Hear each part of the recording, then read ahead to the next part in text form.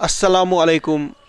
In the latest edition of News Kashmir Weekly newspaper, we are here with an interview with eminent world famous religious scholar Aga Sayyid Muhammad Hadi Kashmiri, who will throw light on the holy month of Muharram and the Battle of Karbala, in which Imam Hussain alayhi salam along with his companions were martyred.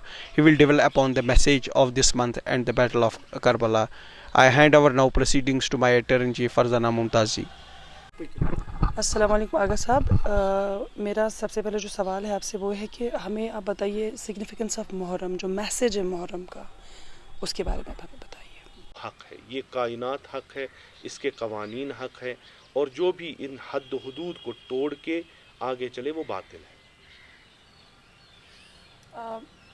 बहुत सारी रिवायतें हैं, अक्सर कुछ सालों से हमें ये सुनने को मिला, या बहुत सारे लोग ऐसा बोलते हैं कि 9 और 10 या 10 और 11वीं मुहर्रम को रोज़ा रख सकते हैं।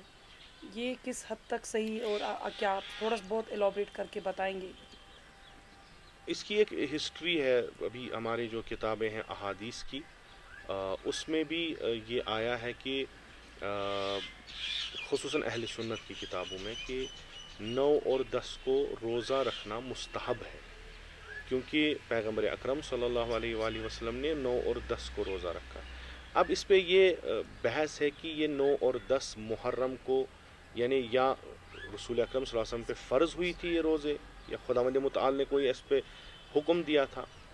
तो इसमें इख्तिलाफ राय है उलमा के बीच में, मुहद्दिसीन के बीच में। बाज़े कहते हैं कि नहीं जी, 9 और 10 जो है यहूदियों का एक जो सिलसिला था, तो पैगम्बर अकरम सल्लल्लाहु अलैहि वसल्लम ने यहूदियों की ताबियत करके और उस दीन के जो हैं वो मुक़द्दसात मान के ये रोज़े जो है अपनी उम्मत को फरमान दिया कि आप 9 और 10 को रोज़ा रखें।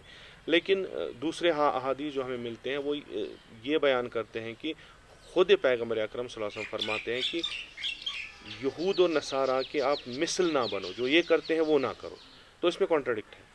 दूसरा मसला ये है कि एक बहुत बड़े मुफस्सिर हैं, एक बहुत बड़े आलिम हैं अहले सुन्नत के, फ़ख्र राज़ी रहमतुल्लाह अलैह, तो वो इसके जवाब में बहुत सारी दलीलें देते हैं। कहते हैं कि ऐसा तो हो नहीं सकता कि पैगम्बर अकरम सल्लल्लाहु अलैहि वसल्लम उस दीन पे जो दीन मनसूख हुआ है और ख़ुद जो दीन लाए हैं उससे पहले वो किसी और दीन पे अमल करे, ये तो हो नहीं सकता, और इसकी हमें कोई ये नहीं मिलती। हाँ, पहले शायद जाहिलियत में था, इसकी रवायतें भी हैं, जाहिलियत में जो अरब के थे वो रोज़ा रखते थे। तो लेकिन पैगम्बर अकरम सल्लल्लाहु अलैहि वसल्लम की अहादीस में ये भी मिलता है कि हमें पैगम्बर ने मना फरमाया है जो यहूद करते थे, चूँकि उससे पहले जब माह रमज़ान के रोज़े अभी वाजिब नहीं हुए थे तो रस्म जाहिलियत ये थी कि 9 और 10 को रोज़ा रखते। तो शायद रसूल अकरम सल्लल्लाहु अलैहि वसल्लम से पूछा गया, तो उन्होंने जैसे मैंने अर्ज़ किया कि 2 रिवायतें, कोई रिवायत ये कहती कि उन्होंने कहा कि अब आपकी मर्ज़ी पे है, रहो या ना रहो। लेकिन दूसरी रिवायतें हमें मिलती हैं कि नहीं, रसूल अकरम सल्लल्लाहु अलैहि वसल्लम ने कहा कि नहीं, मिसले यहूद जो यहूद अमल करते हैं वो आप नहीं कर सकते। और फिर जब माह रमज़ान के रोज़े फ़र्ज़ हुए तो फिर दूसरे रोज़ों का तो कोई मसला ही नहीं बनता। सबसे अहम बात यह है जो हम तारीख़ में देखते हैं कि बनी उमैया ने जब करबला का जो जंग ज़ाहिरी तौर पर जीता, तो उन्होंने शुक्राना के तौर पे 10वीं मुहर्रम का रोज़ा रखा कि हमने हुसैन पे जीत हासिल की। उस तनाजुर में बहुत सारे जो हैं मस्जिदें भी बनी, कोफे में भी बनी, दूसरी जगहों में भी बनी, और शुक्राने के तौर पे रोज़ा भी रखा। हमारे जो उलमा हैं खुसूसन शिया मज़हब के, वो इसको बिदअत मानते हैं। वो कहते नहीं जी ये होगा अगर मुस्तहब भी होगा, लेकिन इस दिन रोज़ा रखना बिदअत है। जबकि अगर आपने देखा भी होगा शिया लोग इस दिन खाते नहीं हैं, यानी जो हमारा ट्रेडिशन था, ज़रा पानी पीते हैं और ये फिर असर के बाद फाका शिकनी करते हैं, जिसे हम कहते हैं फाका शिकनी। लेकिन रोज़ा रखना हमारे इस मज़हब में जो आज के उलमा हैं वो सब बिल्कुल तकरीबन करीब इत्तेफाक सारे बिदअत कहते हैं, चूँकि ये सुन्नत बनी उमैया है, उन्होंने शुक्राने का रोज़ा रखा। और हम वैसे शुक्राना नहीं कर सकते कि इमाम हुसैन अलैहिस्सलाम शहीद हुए। अब जो आजकल के उलमा हैं ये वही अहादीस, इसमें कॉन्ट्रडिक्शन है, इसमें कोई हमारे लिहाज से कोई इसमें ये चीज़ नहीं है।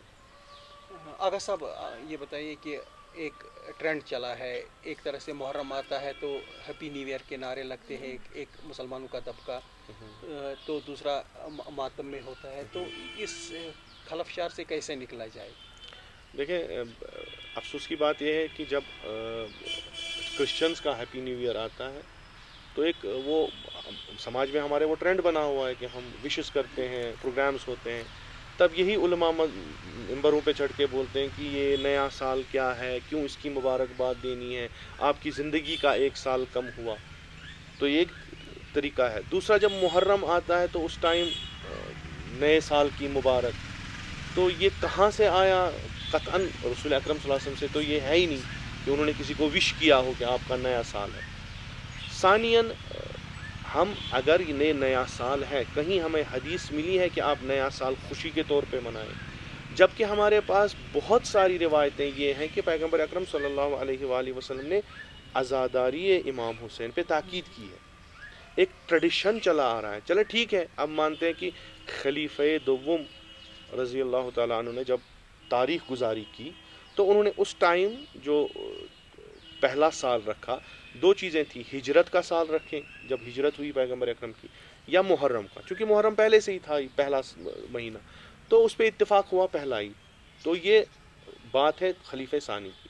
پھر جب امام حسین کے وقت امام حسین علیہ الصلوۃ والسلام پہ یہ مصیبتیں آئیں اسی محرم میں، تو وہ خوشی جو انہوں نے نہیں منائی، اس کے بنا پر ہم اس غم کو کیسے بلا سکتے ہیں؟ اب دیکھیں، خوشی ہو یا غم، میں ہر جگہ کہتا ہوں، جب کوئی آپ کسی کے گھر میں 5 سال 6 سال بچہ نہیں ہوا ہے، تو اگر اس ٹائم دنیا میں آیا ایک بچہ، سب خوشی سے جھوم رہے ہیں، اسی ٹائم ایک بندہ مر گیا، آپ خوشی منائیں گے کہ غم منائیں گے؟ غم کو ترجیح دیتے ہیں خوشی پہ. اور جب وہ غم فرزند پیغمبر کا ہو، اور یہ کوئی معمولی سی بات نہیں ہے، مسلمان ہو کے ہم مصیبت سید الشہداء کو بھلا کے ہم نئے سال کی جو ہے وہ خوش آمد، یہ ایک نئی ٹرینڈ چلی ہے. اس چیز کا ہمیں تاریخ میں کہیں کوئی نہیں ملتا ہمیں. جب آپ کربلا کا مطالعہ کرتے ہیں یا کیا ہے، تو آپ کو یہ ظاہر ہوتا ہے کہ جو اسلام کی ٹروتفل میسیج ہے یہ ہمیشہ مائنورٹی کے پاس رہی ہے؟ مائنورٹی کے پاس نہیں رہی ہے، میجورٹی کے پاس تھی، لیکن کچھ میں کہوں گا کہ کچھ ایسے لوگ ہیں جنہوں نے اس کو ایسے پروپگیٹ کیا. ورنہ اسلام تو بشریت کے لیے ہے، اسلام کسی خاص مسلمان کے لیے تو نہیں ہے. پیغمبر کو ہم کہہ رہے ہیں رحمتاً للعالمین ہے. ہم ائمہ جو ہمارے ہیں، ہم امام کو کہتے ہیں امام بشریت ہے، اور قرآن جو ہے ہدی للناس ہے، یہ تو پوری بشریت کے لیے ہے. اب مسئلہ یہ ہے کہ اب اس پاتھ پہ کون چلتا ہے، دوسری بات ہے کہ کوئی مثلا خاص طبقہ جو ہے وہ اس تناظر میں اپنی زندگی گزارے، ان احکامات کو وہ عملانے میں وہ آگے ہو، وہ دوسری بات ہے. لیکن میں یہ کبھی مثلا قبول نہیں کر سکتا کہ اسلام جو ہے وہ مائنورٹی کے پاس ہے، میجورٹی کے پاس ہے. ہاں، اب کچھ ایسے لوگ ہیں جو بالکل اس طریقے سے سوچتے ہیں کہ نہیں جی شاید یہی سچ ہے اور وہ کچھ نہیں ہے. تو اسلام انسانیت کا درس دیتا ہے، اسلام انسان پروری کا درس دیتا ہے، اور اسلام سلیبس ہی ہے کہ اس انسان کو، جسے ہم لاجک میں کہتے ہیں کہ یہ انسان حیوان ناطق ہے، بولتا ہوا حیوان ہے، اس کو انسان بنانے کے لیے جو درس ہے وہ اسلام میں ہے.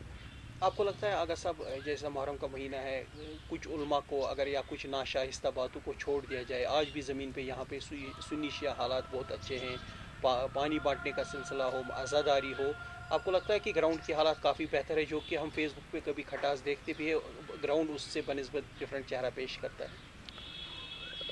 یہ ایک سچائی ہے.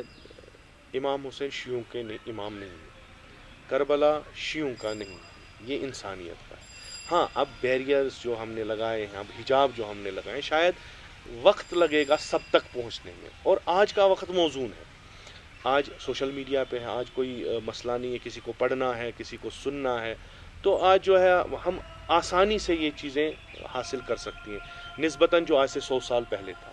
تو جو میسیج جو امام حسین کی، جو کربلا کی ہے، وہ آسانی سے جو ہے لوگوں تک پہنچ جاتی ہے، اور لوگ بھی جو ہیں وہ اس میسیج کو لیتے ہیں کیونکہ اس میں انسانیت کی میسیج ہے.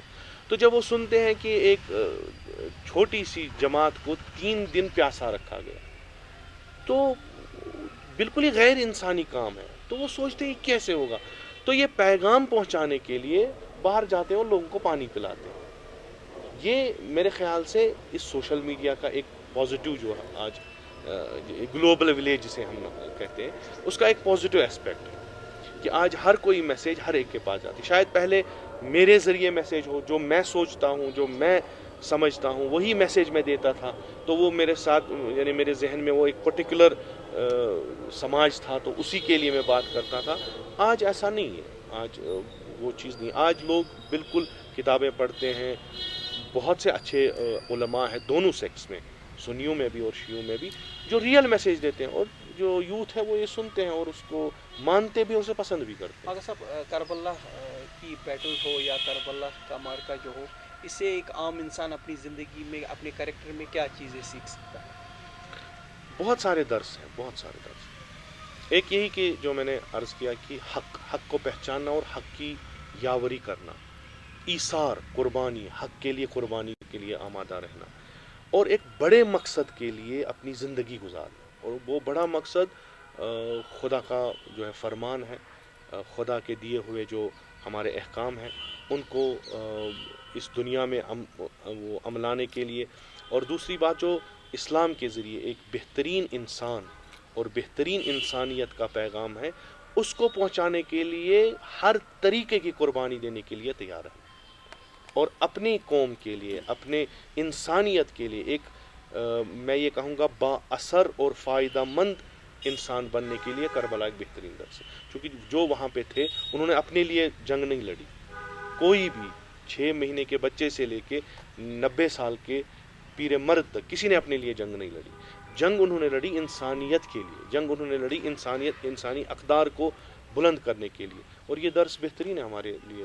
آج کل ڈرگ ایڈکشن بھی کافی ہے ہمارے سماج میں, اور ہمارا سماج کئی معنوں میں ایسے کرائمز کا بھی مترادف ہے. اس میں نہ تو شیعہ کا بیریئر رہتا ہے نہ سنی کا, ہر کسی طبقے میں کرائم گھسا ہے, بڑے ہینس کرائمز آپ بھی سنتے رہتے ہیں. تو کیسے اس وشیس سرکل سے ہم باہر نکلیں؟ ہر کوئی انسان جو ہے ایک تفکر پہ اپنا جو ہے عمل جو کرتا ہے, اور جتنا بھی آپ کا جو نظام فکری ہو, جتنا بھی آپ کا جب آئیڈیالوجی کلیئر ہو, اچھی ہو, تو آپ اسی طریقے سے جو ہے وہ کام بھی کر سکتے ہیں. میرے خیال سے سماج میں جو برائیاں پنپ رہی ہیں, ابھی ہم دیکھ رہے ہیں کہ کوئی ڈرگس پہ جو مبتلا ہے, ڈرگ ایڈکٹ ہے, تو ہم اس پہ فوکس کرتے ہیں. اس پہ فوکس نہیں کرتے کہ یہ ڈرگ ایڈکٹ کیسے بنا, ہمارے سماج میں کیا چیزیں جو ہیں وہ چینج ہوئیں کہ ایک 19 سال کا لڑکا جس کے آگے ایک بہت لمبی زندگی ابھی ہے, تو وہ اٹھ کے آرام سے ڈرگس جو ہے اس کی طرف جاتا ہے. کیا مسائل ہمارے ہوئے ہیں. اسلام جو ہے وہ ایک سوسائٹی بنانے کے لیے, بہترین ہیلدی سوسائٹی بنانے کے لیے اس میں پیغام ہے. جب وہ ہیلدی سوسائٹی نہیں ہوگی تو یہی چیزیں ہوں گی. ہمارے مبلغین, ہمارے جو علماء ہیں, بجائیں کہ ایک دوسرے پہ کفرانہ فتویٰ لگائیں, اس سے بہتر ہے آپ سوسائٹی میں گھس کے, سوسائٹی میں جا کے ان چیزوں کو دیکھیں. یہ ہمارے بچے سوسائڈ کیوں کر رہے ہیں, ہمارے بچے جو ڈرگس میں مبتلا کیوں ہیں, ان بہت ہی گھنونے کرائمز میں کیوں مبتلا ہے, کیا ہوا ہے اس سوسائٹی کا, کیا فیبرک بدلا ہے اس سوسائٹی کا کہ یہ لوگ اس کی طرف گئے ہیں. اور اس کے لیے میرے خیال سے کربلا بہت اچھی جگہ ہے, بہت اچھا پلیٹ فارم ہے جہاں پہ آپ ایڈریس کر سکتے ہیں. وہ امام حسین کسی انہیلدی سوسائٹی کا امام نہیں بن سکتا. امام حسین کا پیغام ہے جو میرے ساتھ آئے گا وہ دینی لحاظ سے بھی ٹھیک ہو, دنیاوی لحاظ سے بھی ٹھیک ہو. آقا صاحب, ایک آخری سوال ہے. سوال نہیں ہے کہ آپ ایک میسیج چاہتے ہیں امت مسلمہ کے لیے, کیا رہے گا آپ کا؟ ایک بہترین قول ہے عربی کا, حالانکہ بعضی لوگ کہتے ہیں یہ حدیث ہے, حدیث نہیں ہے لیکن قول اچھا ہے. کل یوم من عاشورا و کل ارض کربلا, یعنی ہر روز جو ہے وہ وہی ہے جو امام حسین نے عاشورہ میں کام کیا. ہر زمین وہی زمین ہے جہاں پہ عاشورہ کا قیام ہوا. مظلوم کے خلاف, مظلوم کے ساتھ ہمدردی, ظالم کے خلاف نفرت, یہ امام حسین کا, یہ عاشورہ. So this was Agha Sayyid Muhammad Hadi Kashmiri with his wonderful words, and he made it clear that the message of Karbala, message of Islam is that one should be against every form of injustice and be with the oppressed and condemn oppressor everywhere. Wassalam, until we are back with another interview.